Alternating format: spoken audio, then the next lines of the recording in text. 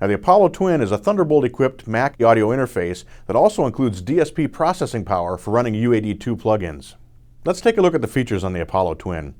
On the back panel, we have two inputs that can accept either microphone or line level signals. We've got two balanced monitor outputs and two additional balanced outputs.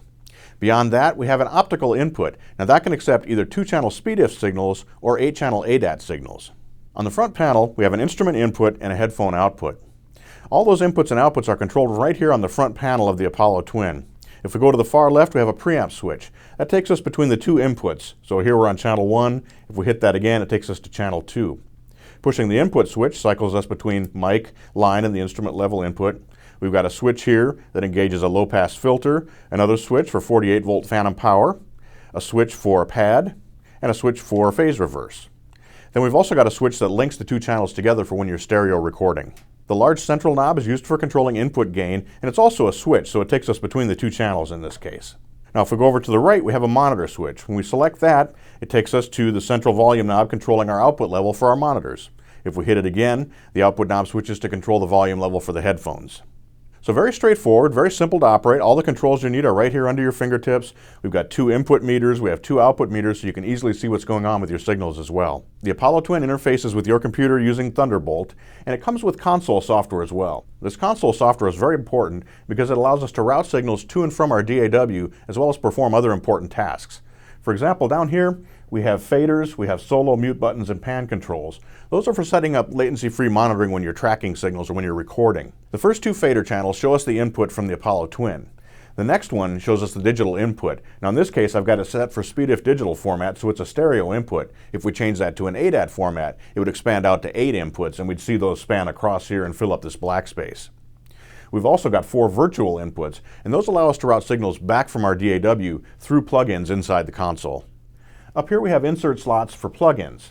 Now when we instantiate a plugin here, for example if we load in a Teletronics LA2A, we're actually recording through that. So the signal comes into the Apollo Twin, goes through the preamp, into the console software, passes through that plugin, and then can be routed on either to your monitors or to your DAW for recording. This allows us to actually track using plugins without incurring any latency.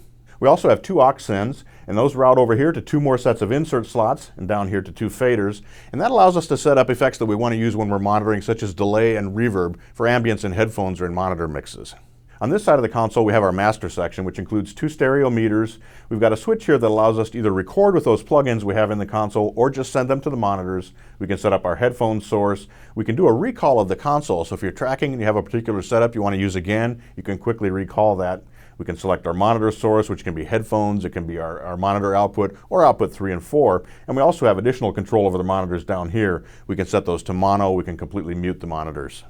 Now we can see the level here in the meter on the front panel of the Apollo Twin, and also in the meter in the console for channel 1 input.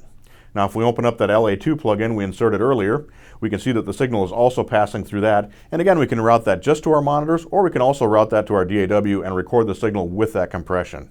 A big bonus with the Apollo Twin is not only can we track with plugins, but we can use those same plugins when we're mixing. So if we open up our DAW down here, I've got a session loaded up. When it plays back through the Apollo Twin and out to the monitors. So if we start our playback,